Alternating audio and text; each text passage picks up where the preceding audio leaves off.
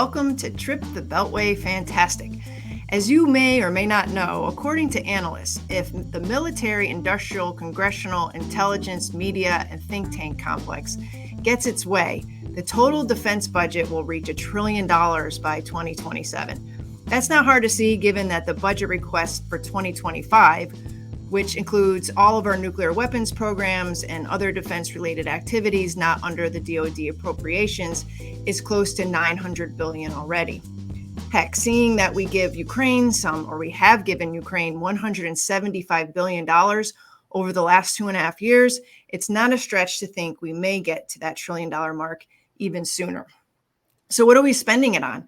Aside from the pay and pensions and healthcare for active duty, retirees and veterans, big ticket items that may or may not be efficient or even strategic are on the menu year after year.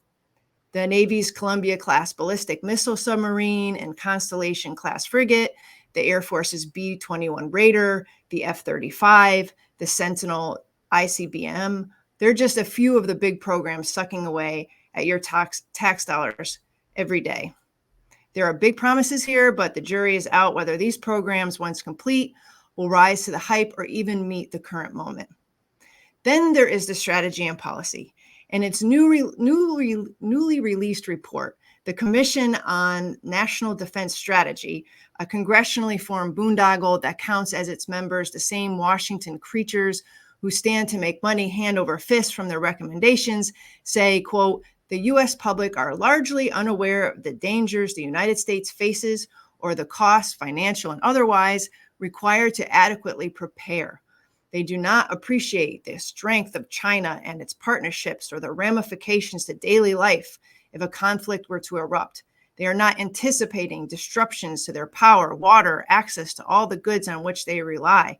They have not internalized the cost of the United States losing its position as a world superpower.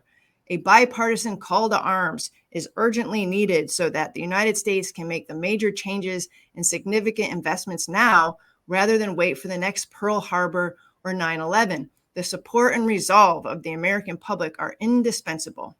The report complains that the 2022 National Defense Strategy's force construct does not sufficiently account for global competition or the very real threat of simultaneous conflict in more than one theater.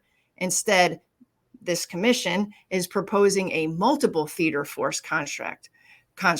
This, quote, reflects the likelihood of simultaneous conflicts in multiple theaters because of the partnership of U.S. peer or near peer adversaries and incorporates the U.S. system of alliances and partnerships. It goes on for there.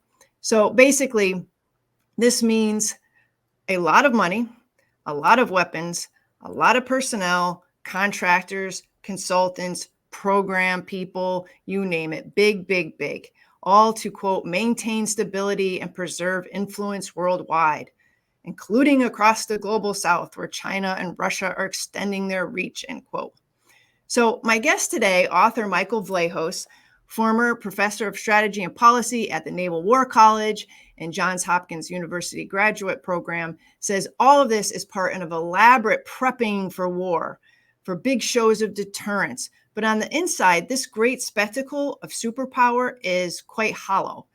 The elaborate theater of prepping for war keeps the ecosystem going. That includes political support for the idea of American primacy across the globe.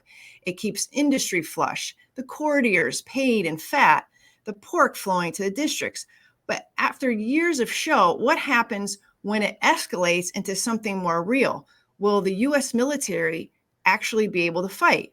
Or will all of its overly produced techno fantasies of grandeur crumble under the weight of hubris because none of it was really designed for battle, but for the idea of battle? In other words, just a mirage. So, Michael, thank you so much for coming back on the show today. This leads to I guess the most important question: can the United States even fight and win a war with a peer power today? The greatest threat to U.S. Military engagement is self-created. So it's not the Chinese or the Russians or anyone else. And the paradigm that this commission reiterates is familiar to all Americans since 1947, 48, certainly 1950. And it's a Cold War paradigm in which you prepare for war, but because of nuclear weapons, you never go to war. And the fact is, the one really major war the U.S. fought in the Cold War was the war in Vietnam. And the war in Vietnam was a disaster. And it was, again, a self-inflicted wound. But it was such a disaster, leading to a constitutional crisis and arguably the defenestration of the emperor, the American president at that time, Richard Nixon. And the harm done and inflicted by the U.S. on itself led to a reassessment. It led to the all-volunteer force, the end of any idea of conscription beyond a titular registration for selective service, and then a reconfiguration of the military during the reign of Ronald Reagan and his successor, George H.W. Bush. And that new framework was essentially a show force. And it worked really well, in large part because of the trouble the Soviet Union was in, and the fact that the U.S. was in a wonderful position to throw its weight around without getting engaged. The one moment when engagement was threatening, which was the destruction of the Marine barracks in Beirut, the president wisely just immediately pulled American forces out. The other engagements were also tiny, the bombing of Libya, the so-called invasion of Panama, the Grenada affair. All of those incidents were theatrical and even operatic in nature, and exposed the U.S. to no risks and no loss, and in fact were big public relations wins, both abroad and, of course, domestically at home. And this, I think, cemented the notion that this new paradigm of the American way of war, in which the U.S. is a demonstration or fields a demonstration force and fights what you might call demonstrative wars, was the way ahead. And this was working. And then something tragic and cataclysmic, calamitous occurred. And that was the fall of the Soviet Union, which was the beginning of all of our troubles that have culminated today in the imminent collapse of American military power. So, I mean, we talked about this offline, the first Persian Gulf War. Big show of force there. Did that create this cycle of hubris where we believed that we could exert ourselves as a superpower by having these amazing shows of force? Obviously, with a much inferior adversary at the time. But what did that set into motion? Well, the hubris arguably has always been there in the American psyche because it's part of the American religion. The notion that we'll redeem humanity and convert the world to democracy, et cetera, et cetera. But that hubris was massively amped up by the sudden collapse of the Soviet Union, which the U.S., in its absence of wisdom, decreed to be an American victory. In other words, we had defeated the Soviet Union rather than the more realistic interpretation, which has gathered force since then, which was the Soviet Union essentially was coming apart from within. So we felt that we could finally complete the long awaited apocalyptic moment when the world would be gathered under the American wings, the wings of the eagle, into a unified democracy. And it was operationalized, or it was actualized by three developments. The first was the announcement of a new world order by President Bush, and that gave that was the second Bush after 9/11? No. The first Bush started Okay. talking about a new world order with the coming apart of the Soviet Union. Okay. And that became a catchphrase, which was in itself amplified by Frank Fukuyama's End of History. It was a sense that not only could the US run the world and run it for good, but in a sense, it was its sacred duty to do so. So this was happening, and essentially the New World Order would be undertaken and realized through the executive branch. So the fall of the Soviet Union and the emergence of a solemn obligation on the part of the US to manage the world for good, in both senses of the word, for good,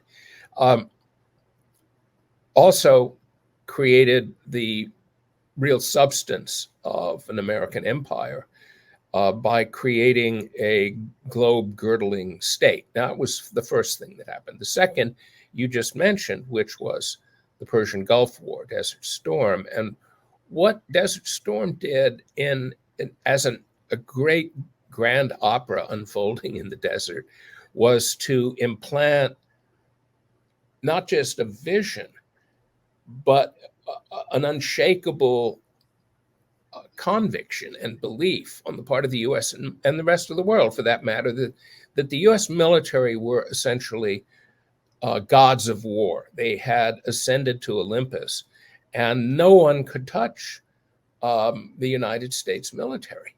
Can I just interrupt you for a second? Yeah. Did it also cleanse us of that Vietnam overhang, that massive failure that had sort of, acted as a shadow over the American polity and society for 20 years? I mean, well, that was a way of just changing or exorcising that Vietnam experience. That was the intent, and the intent is wholly understandable. And it was an intent that was pursued in large part because of Reagan's promise that he would renew American power, and now it needed to be demonstrated. Hence, the notion of a demonstration force. The war itself lasted. People boasted that it was the 100-hour war. Right. It was completely decisive, and the war gave rise to a military doctrine that was completely Olympian, that believed anything could be done, and it could be done through air power and through what are known as fires. And the idea that we could precisely hit anything we chose meant that no military in the world could even begin to stand up to us. And it also led to the belief that Desert Storm was the model for all future wars. So every war to come would be a repeat of Desert Storm. There'd be very low casualties, and there would be what was called in doctrine in the 90s, rapid decisive operations, RDO. And the expectation was that this would continue forever. So essentially, the period after Desert Storm, the period of the 90s up to 9/11, instilled an unshakable faith within the military, but also on the part of the American electorate, which, by the way, adored the military after Desert Storm, and the military had its highest levels of approval throughout that decade and into the next. So that was the second thing that happened that would corrupt us. And the third was globalization.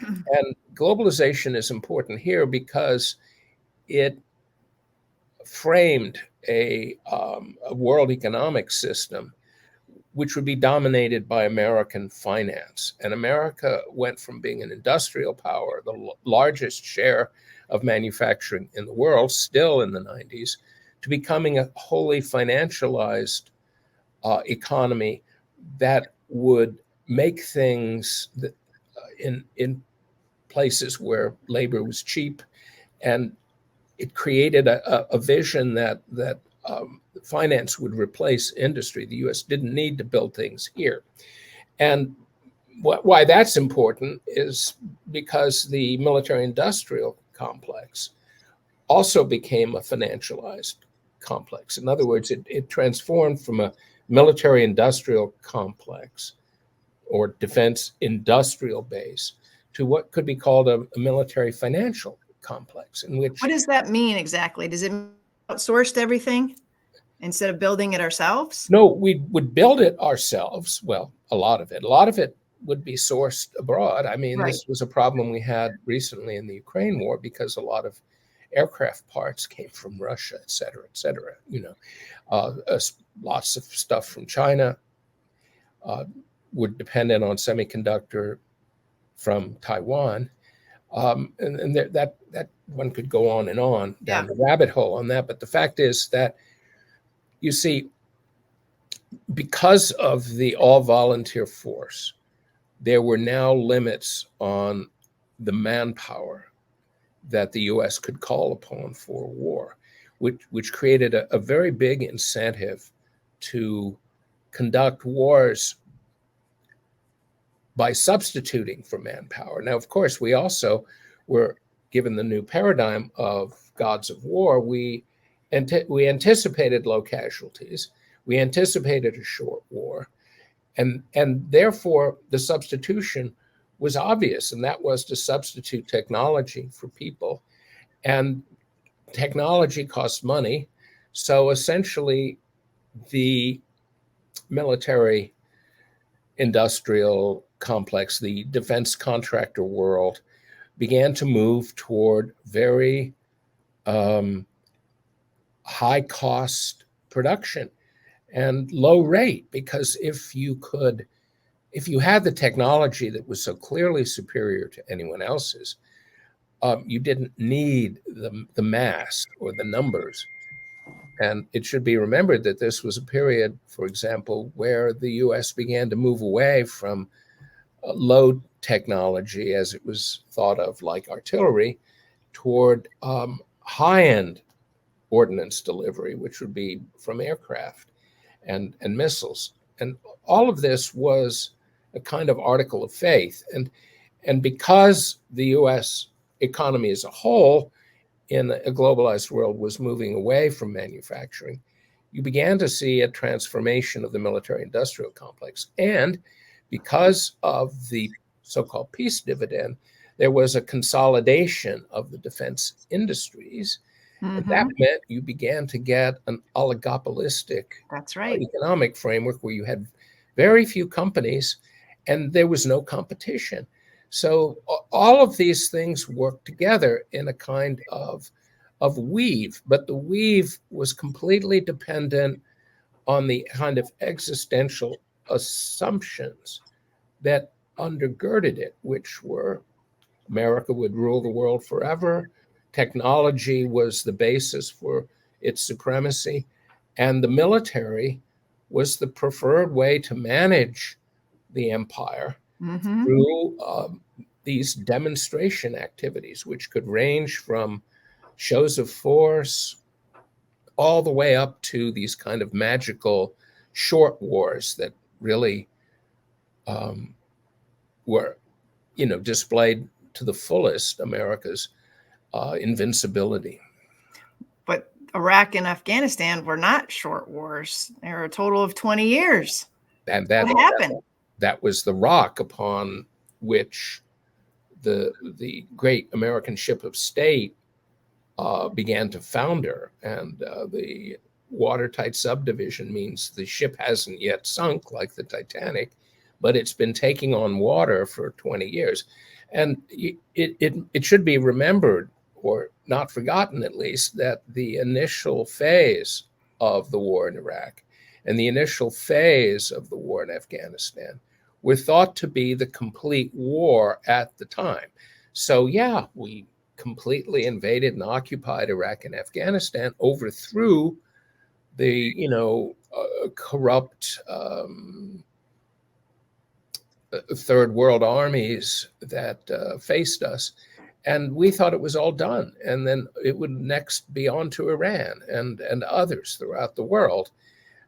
We were an unstoppable force. And then, of course, we got sucked into Didn't happen, yeah. counterinsurgency. And we weren't prepared for that.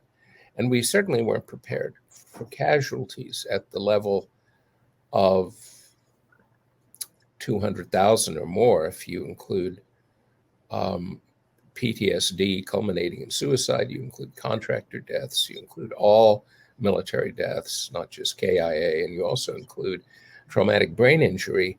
The damage to American society was much bigger than anyone in the executive branch was willing to admit. That's so true. But it doesn't seem like we learned any lessons from that, because we've pretty much memory holed that whole experience. It's been almost 3 years. It'll be 3 years later this month since we withdrew from Afghanistan. Right. And then we just shift all right over to Eastern Europe, and we're engaging in a proxy war over there. Is that our comfort zone, by the way? This show of force, this proxy war approach, as opposed to getting our hands dirty and getting troops on the ground. We are going to fulfill the mission that you spoke of through, in this case, Ukraine, against our arch enemy, Russia. Well, I've been describing this as a process and as a self-inflicted unraveling of American military power. And the main point here, I think, to remember is that initially in the Reagan years, when demonstration was carefully hedged or reined in, low risk, quick incidents, we were totally on top. It worked great. Then it seemed to work even better in Desert Storm and after. But already we had become locked into a paradigm with the three factors that I mentioned. We had to run the world. It was a new world order. No one could resist us. In fact, no one had the right to resist us. No one had the right to be undemocratic or anti-democratic, whatever that means. And second, we were convinced of the gods of war paradigm, and we kept pursuing it.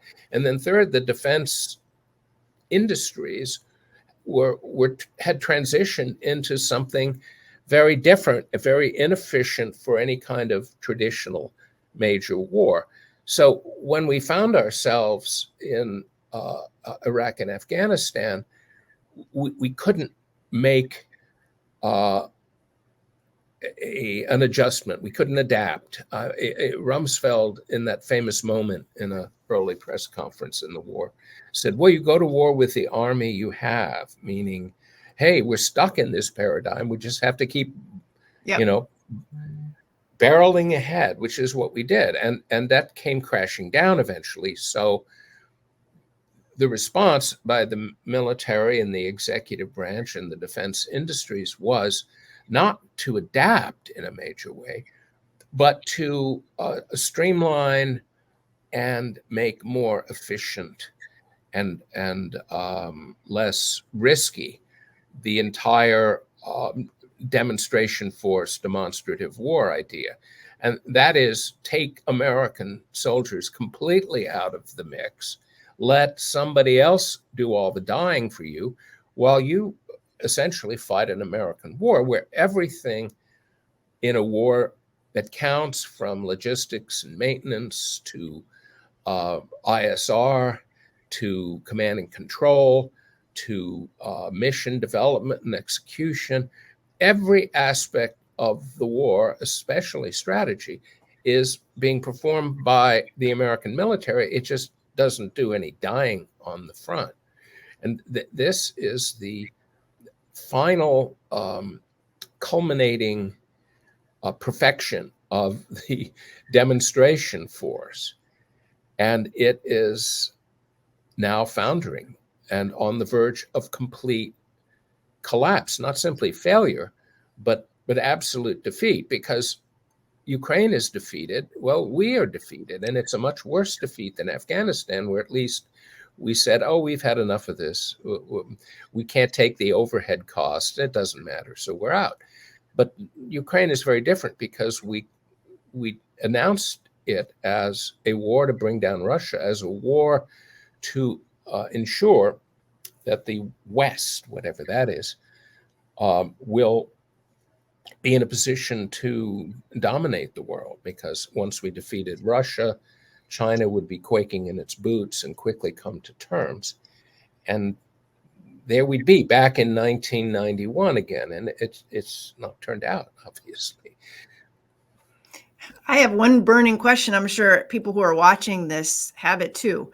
So you just mentioned that we have brought to bear all of American superior weapons technology. We know from extensive reporting that Silicon Valley has been providing and testing out all of their new AI-driven targeting, situational awareness, surveillance, yada yada. I mean, it's a technology bonanza going on in Ukraine. We've sent them all of our advanced weaponry. How come it is foundering? How come they're losing? And what would happen if we did? I mean, what would happen if we actually had to put troops in there? What would it look like? Well, the first question is why the paradigm is failing. And of course, it's failing for one main reason, which is that in the 30 years that we believed, in our own mind, that the relative balance would never change, that America would remain superior and would always steal a march on the enemy, always be one step ahead. And American strategists, quote unquote, and certainly Silicon Valley executives are still pretending that that's the case, that we're always going to be a step ahead, we'll always be superior. But this hasn't really played out, in the sense that one of the major aspects of the war in Ukraine has been the very impressive capacity of Russia, the Russian military, to adapt to every new challenge that has been thrown down in front of them. And in the process, they have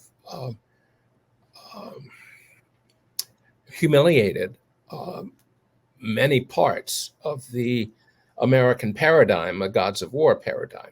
Now, it is true that artificial intelligence can powerfully amplify the lethality on the battlefield and make it really difficult to fight in the ways that, say, resemble World War II, big, tank offensives, lots of aircraft pounding. But it is not a factor that can overturn the nature of things. It's often referred to as the fundamentals. And so the elements of successful warfighting and the prosecution of a campaign still require, combined arms, and still require a capability to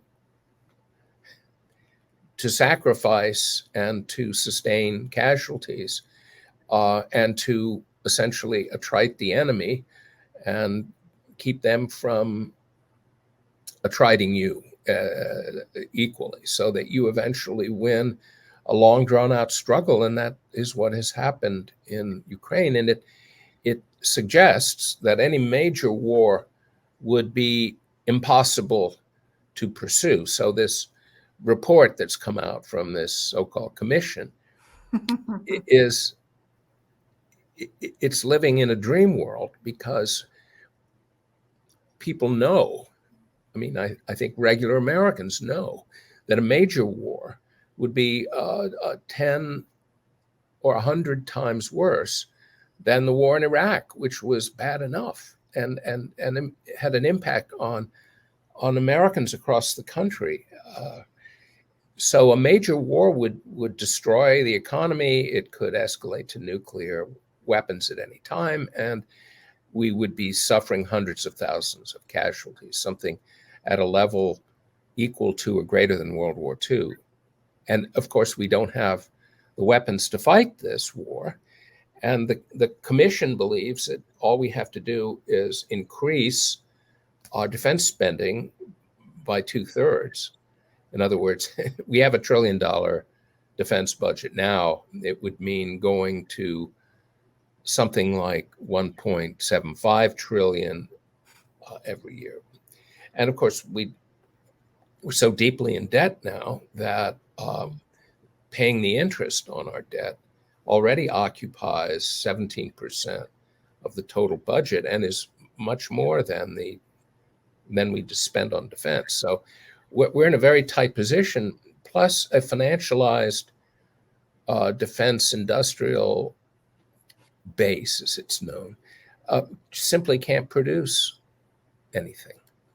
We build 70,000 tons of combatants a year, and the Chinese build 20 million. So it's not just combatants, but all ships. We can't even get to 100,000 tons in shipping produced in the United States. I just don't see how actual war can occur. Therefore, the war in Ukraine is a make or break, because the only way in which the U.S. can continue down the road of the demonstration force is to have successful demonstrations. And if the demonstration fails abjectly, which it is in the course of doing right now, then what do you replace it with? And this means you can't just have a commission with old congressional hacks like Jane Harman. You really need to have a ground up rethinking of what a reasonable, accessible defense posture would be like for the U.S. And in no way can the United States come even close to beginning to manage the world with military means. So, okay, so my last question is, because we're kind of out of time, is that obviously it doesn't sound to me like you would suggest we stay in Ukraine, we just try to give them better weapons or get more weapons in there, or even put in troops or shift dramatically the military approach. So what do we do in order to save face, stop the bleeding of our reputation and of our gods of war strategy? Do we try to move towards negotiations to end this thing? Because it sounds to me that that's the only other alternative besides doubling down and getting further into war and possibly putting our own troops, which sounds to me like would be a disaster, because we just don't have the tools to do it. Oh, we're not going to put in troops because it would be a disaster. I don't think that's really ever been on the table. It's what do been we do? used. Well, the things won't get better until we get out, and this was the case with Vietnam. So, as any PR consultant will tell you, if you're in trouble and you've been outed in some way and you're facing a scandal, you've got to deal with it directly, and you've got to deal with it openly and honestly. And so we need to take the hit the way we took the hit in 1975. You just have to leave, and then things will begin to get better. But it's the second part that I think is the truly impossible part. There are wonderful organizations like POGO that talk about ending waste in the defense world. But what we need, as the old cliche would have it, is a root and branch, tabula rasa, all these old nuggets come into play of just completely getting rid of not just the paradigm that we've suffered under since Desert Storm, but also the entire structure of thinking, the entire defense industrial base, all needs to be swept away and replaced by something that can offer us an effective national defense, which may not look anything like, and probably shouldn't look anything like, what we have today. But we're in the paradoxical position of having created for ourselves an unsustainable military position in the world, which is now being outed. It's being shown to be Exposed. its clothes, and that can't continue, because the longer we stay in Ukraine, the greater the shame and humiliation will be for the United States. Well, this is why we need more people like you in the government, and less people like Jane Harman and General Jack Keane, who is also on that commission, pulling the strings and having a seat at the table. We need more people like you. Thank you for coming on again. I hope you'll join me as we see things unfold in Ukraine and other places. I enjoy talking with you. You know that. And thank you for having me. It's fun to talk, and hopefully we can do that again soon. Absolutely.